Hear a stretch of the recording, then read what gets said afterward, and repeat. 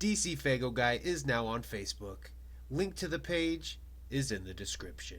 What up, y'all? DCFAYGOGUY. Today we are going to be taking a look at Young Wicked's Vengeance EP, his debut release on MNE, which stands for Must Nab Everybody, otherwise known as Magic Ninja Entertainment. This one is probably going to be a mixed review, not so much for me, but I think from everybody maybe watching, commenting. This, of course, is the EP, the album that dropped right after he was announced to be on MNE, and then following that, of course, we had Magic Ninja Entertainment collectively declining the Juggalo March. Then you had the episode of the Juggalo Show addressing the whole situation about Young Wicked. And there's a lot of fuck yous to Young Wicked. However, I still listened to the album, and I found myself still enjoying the album. Therefore, I picked this up before all that shit even went down. I picked it up on January 1st. Yeah, it just now got here today. So, I took everything that was kind of, fed to me. Everything that was presented to me. I took what I wanted from it, and listening to this album, I still enjoyed it. Therefore, I went ahead and didn't cancel my order. I went ahead and let it continue to get shipped to me. Finally, it came. And so here we go. All that build up just to say that is the front. Pretty sweet looking album cover, if you ask me. You guys know me, I'm all about album covers. It's pretty sweet. There's a theme of lightning throughout this whole artwork, which is funny because lightning is supposed to be like God's vengeance, right? Let's go ahead and take a look on the back that has the track list, which is Vendetta, Vengeance, Bloodbath, Scars, Solo Ride, and Let It Go. And if I'm not mistaken, this marks the very first time that Young Wicked or Otis or James Garcia would ever work with Twisted throughout his entire career. This marks the first. Anyway, favorite tracks, definitely like Vengeance. Bloodbath goes really hard. There was definitely some anger in that track. I like Scars. Parts of Solo Ride I like. And, I like Vendetta. It's a good intro. Now, I did have people kind of hit me up before I even got this, or after they knew that I had ordered it, and they wanted to know basically my thoughts on whether this is a diss record, and I know people have said this is a diss record.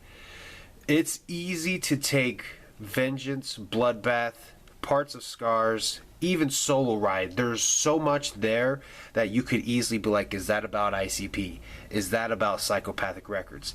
It's very easy to do that listening to this. Just because of the circumstances of everything that happened, it's very easy to do that.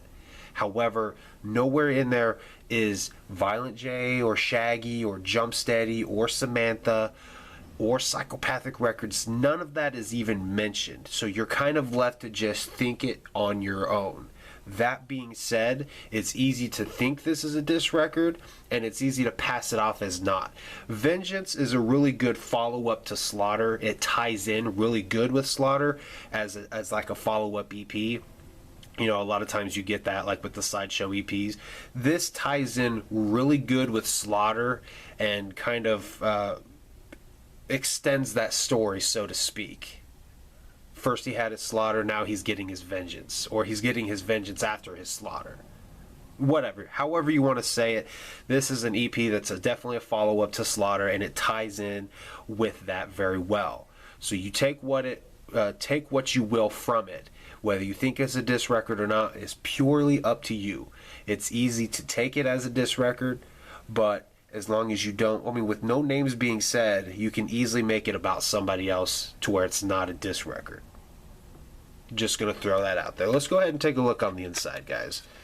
There's the CD art. Pretty fucking sweet. With the Must Nab Everybody logo, aka the Magic Ninja.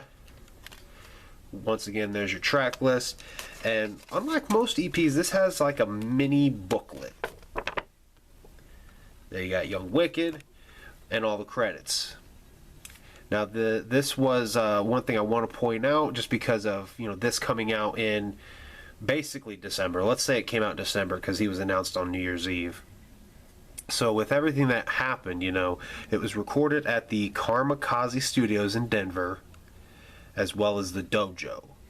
So that means this was recorded probably, if I had to guess, I would say probably sometime in October, maybe November. So, yeah, that's all there is to the book. Oh, I just not even fucking gonna support. And of course, his next album, his full length, is called The Return of the Prodigal Son. Does that mean he's going back to psychopathic? Who knows? Who knows? Anyway, it's really not a bad EP at all. Like I said, I still found myself enjoying it regardless of everything that was going on at the time of its release. If you guys would like to hear this album for yourself, I actually created a playlist so that I could listen to it on my channel. I'll link that playlist in the description, or if you stick around for the end screen, I will also plug it in there as well. You can go listen to it yourself. It was actually put on by the Various Artists Topic, which is the YouTube channels provided by the distribution labels of the music. Therefore, you'll be able to go listen to it there if you want to, and it's up to you whether you want to pick it up or not. A lot of people are still on the fuck Young Wicked tip. I think James Garcia, if everything about him is true, and Jump Steady is a pretty noble, honest individual, humble individual. So I take a lot of what he says to be truth. So James Garcia probably is a shitty person, but I still enjoyed this album. I still enjoyed Young Wicked. So take it for what it is. You can pick it up if you want to. However your mentality is towards Young Wicked now is purely your opinion.